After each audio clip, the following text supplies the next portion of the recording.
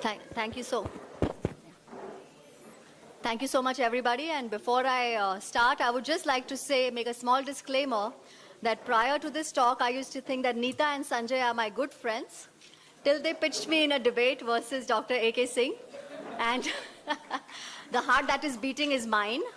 And what you can see over here from the David and Goliath, I leave you to interpret that what are two endocrinologists doing in this room discussing diabetes medicines in the context of the heart. So I will be speaking regarding GLP-1 receptor agonist and ASCVD risk reduction.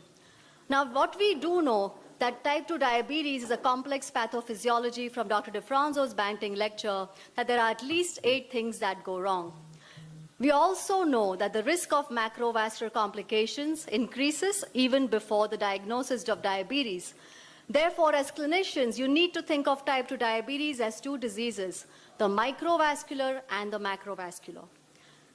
What this means is that atherogenesis precedes type 2 diabetes, because by the time the patient comes to you, he already has preclinical atherosclerosis. Hence, it behooves you as clinicians to think of the disease in terms of a cardio-renal metabolic risk continuum so that you can ultimately prevent CV death in your patients. In the recent years, the presence or the emerging newer CVOT data has prompted international as well as local guidelines to change. And this allows us as clinicians to offer an opportunity to our patients. And this is the background for my talk today, is why do we have GLP-1 agents that we will talk in the context not of diabetes, but more in terms of ASCVD. This is an extract taken from the recent 2022 American Diabetes Association guideline. I'm going to zoom in for the compelling indications for this class of agent known as the GLP-1 receptor agonist.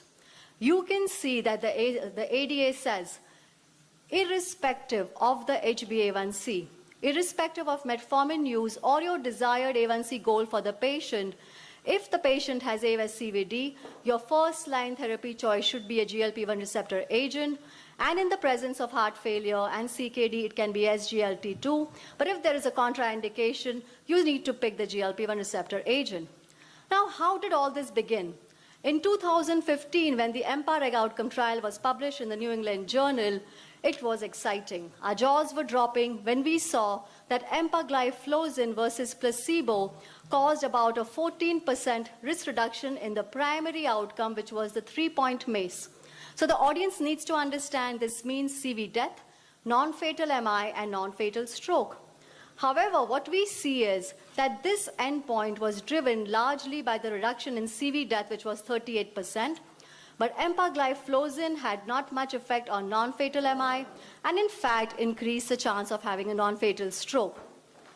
Along came the LEADER trial, and the LEADER trial with liraglutide versus placebo was very exciting because not only did it reduce the 3-point MACE, but this was driven by a reduction in all 3 parts of the 3-point MACE, which is CV death, non-fatal MI, and non-fatal stroke. This result was seen also now in the other GLP-1. So you can see that in LEADER trial with liraglutide, in the REWIND trial with dulaglutide, you have a 12 to 13% risk reduction in the 3-point MACE. And then along came SUSTAIN with semaglutide subcutaneously, which showed almost a double of that, 26% risk reduction. I think that's fantastic. That's good numbers for our patients. Now, you will say that we have oral versus injectable, but we have similar results. We are starting to see from the oral semaglutide trials, the time to first occurrence of CV death, non-fatal MI, and non-fatal stroke, about a 21% reduction with a fantastic reduction in HbA1c and body weight versus placebo. What's reassuring to see that we now have about 8 CV outcome trials for the GLP-1 receptor agonist. I will just point you to the green arrows that these results for the 3-point MACE have been maintained, about 13 to 14% risk reduction. And if you look at CV death, also that benefit has been maintained across all the CV outcome trials.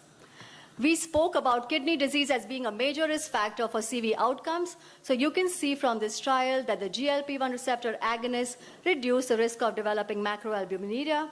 And also they can be used all the way down up to a GFR even less than 30, and even in our patients who may have more significant damage than that. And this is, again, a plus point to bear in mind. Now, I just mentioned to you that in the EMPA-REG outcome study, there was a questionable and very worrisome increase in the stroke risk with SGLT2 inhibitors. What we see from the analysis of LEADER, SUSTAIN-6 and PIONEER-6, that the pooled data shows a significant 32% risk reduction in the risk of stroke. So bear in mind, when we talk about AFS-CVD, we are talking about cardiovascular and cerebrovascular disease. This has in fact prompted the American Heart Association to change their guideline that GLP-1 receptor agonists should be added to metformin regardless of baseline HbA1c for stroke prevention. So again, something in favor of the GLP-1s. Now, what about the SGLT2 and MACE outcomes? We now have several trials since the EMPA-REG outcome. What we can say is that the effects are not consistently observed across trials or across all patients with ASCVD. So if you look over here, these patients are divided into patients with ASCVD and no ASCVD, and a pooled estimate of about 11% risk reduction. And on the patients who did not have prior ASCVD, in fact, we don't see much of a benefit. It's almost a neutral effect. What about patients with ASCVD in SGLT2? Now let's look at the risk of CV death. Again, this effect seems to be the highest only with empagliflozin, and we don't see. In fact, when the Virtus CV trial came out, it was a bit disappointing. We saw that this risk was very neutral. The numbers were not great. So putting all this data together, we have several published trials and we have several in the pipeline also looking at CV outcome trials. And what the data shows us so far is that GLP-1 receptor agonists show greater effects on ASCVD endpoints. The SGLT2 inhibitors certainly have an impressive reduction in hospitalization for heart failure and kidney outcomes. The Cochrane database of systematic reviews similarly looked at this and had the same conclusion. For CV mortality, fatal or non-fatal MI, fatal or non-fatal stroke, the GLP-1 receptor agonists are superior, whereas if you start looking at heart failure and kidney function, we do have the SGLT2 inhibitors. This is a similar slide just to show you the numbers. Okay. So as clinicians, as researchers, as people who are taking care of these complex patients with diabetes who have underlying heart disease, kidney disease, we need to think as to what is driving these differences. So like our commander-in-chief from Ahmedabad, since I'm from Ahmedabad, Dr. Bansi is from Ahmedabad, we need to think, is it glycemic control? Is it the benefit for weight reduction? Are there other risk factors involved? What are the putative mechanisms that we need to work on so we can work not on the failing heart? So SGLT2 inhibitors, improved hospitalization for heart failure, but we need to prevent these pathways. Or is it the population studied, and what is the implication for treatment for us? So just to put this in perspective, we know that SGLT2 inhibitors don't do as well as GLP-1 agonists in terms of weight loss and HbA1c reduction. Now, if some of you may recall the Look Ahead trial, which was designed to look at weight reduction and CV outcomes, and we know it was neutral or negative, which means weight reduction did not impact simply the reduction in CV outcomes. So we don't think that's the only signal. We also know that there is a legacy effect with glucose control, but that is not the only reason. Now bear in mind, ASCVD is a long process. We are not here for the quick fun. We are here to have sustainable benefits on glucose control. We are here to have sustainable benefits on ASCVD protection. So this is where I will draw some slides. So what I have done is over here, I have taken this diagram. So to your left, you are seeing the results from the EMPA-REG outcome. What I've done is I've drawn these dark lines. So as you can see, we started seeing the treatment difference, which was the difference in CV death as early as 3 months. Now, how long does it take to develop macrovascular complications? We know it takes years, 5 years, 10 years, we don't know. We also know that from the effects on the GLP-1 receptors in LEADER trial and SUSTAIN-6, the curve started separating from placebo at about 1 year and was even more at 2 years. So what this tells you is that there is something happening in the SGLT2 group which is quick, which is happening early on. But however, the GLP-1 receptor agonists may be working more on the atherosclerotic pathway. We now know from the LIRA-FLAME trial that they may reduce CV inflammation as measured directly going to the vessels, looking at the coronary artery calcium scores and the lesion sizes. But we also know that from markers of inflammation, oral semaglutide reduces systemic inflammation as measured by HSCRP. So putting this together, I would say that the GLP-1 receptor agonists, it's a bit of a busy slide, have several effects, working at the atherosclerotic pathway, working on the markers of inflammation, preventing, or you start early in the process, as I showed you early, that patients with type 2 diabetes, atherosclerosis predates. So you want to offer the benefit early on to your patient, because by the time they present to you, they already have some pre-atherosclerosis, some lesions going on. SGLT2 inhibitors. Now we widely accept that most of the benefits from SGLT2 inhibitors come from an improvement simply in ventricular loading conditions. They cause an osmotic diuresis, reduction in preload, natriuresis, and afterload reduction. Improvement in the myocardial sodium exchange inhibition happens, as well as at the level of the kidney, working on the afferent arteriolar pressures. Now, we do not have any data suggesting what is going to happen in the long term if you stop the SGLT2, because these are not happening pleiotropically speaking. These may just be immediate effects. So we don't have any mechanisms to identify. We certainly hope that using the cardiac metabolism pathway and the bioenergetic pathway, there are changes happening at the myocardial structural level as well. Now, just to end the talk, I would like to present a study by my very worthy opponent today, CV outcome trials looking at Asians with SGLT2 inhibitors and GLP-1 receptor agonists. Very nicely done, Dr. Avdesh, so I really appreciate the study. In this study, what he did is he looked at 3-point MACE outcomes in CVOTs with SGLT2 inhibitors in Asians. The number was kind of disappointing to him also.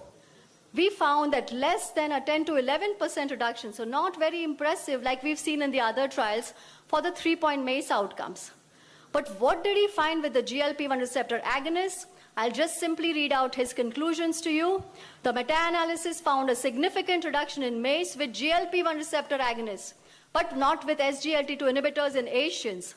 No significant reduction even in the hospitalization for heart failure or CV death with SGLT2 in Asians. So maybe there is some ethnic difference also that we are missing. Whether these results are related to ethnicity, due to the way the studies are powered, underrepresentation, remains to be established, but really shocking to see that when we are practicing in India, we need to be thinking, what are we offering to our patients? In fact, I'll end with the ADA and ESD guidelines. They behoove you again to think of GLP-1 receptor agonists, even before metformin as per the ESC guidelines in the high-risk patient with ASCVD. Dr. DeFranzo has just put together this very nice comparison between, this is just a recent article from 2018, and it talks about MACE and atherogenesis.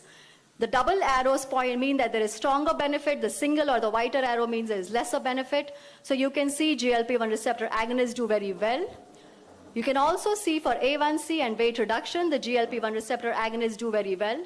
I did not show the slides on blood pressure and lipids, which was kind of comparable, but some more benefit with the GLP-1 receptor agonists. Lastly, as you can see, most of the effects with the SGLT2 inhibitors seem to be with the natriuresis and the diabetic nephropathic pathway, and really more with reducing ventricular preload. So we are not here to talk about safety, tolerability, and cost today. We assume in an ideal world, if we could compare GLP-1 receptor agonists and SGLT2, you still have to keep in mind the risks when you're selecting this agent. What factors will you keep in mind? GLP-1 receptor agonist, as all the guidelines and the data so far shows, ASCVD predominates, where MACE is the gravest threat, where more A1C reduction is needed, where weight loss is a high priority, and SGLT2 may be your choice when the heart has already failed. So if you want to prevent that, you want to select a better agent, you want to work on the pathophysiology of ASCVD. Lastly, I'll just end with a quote saying, benefit delayed is benefit denied. Keep that heart pumping, and let's work on the atherosclerosis pathway. Thank you very much for your kind attention.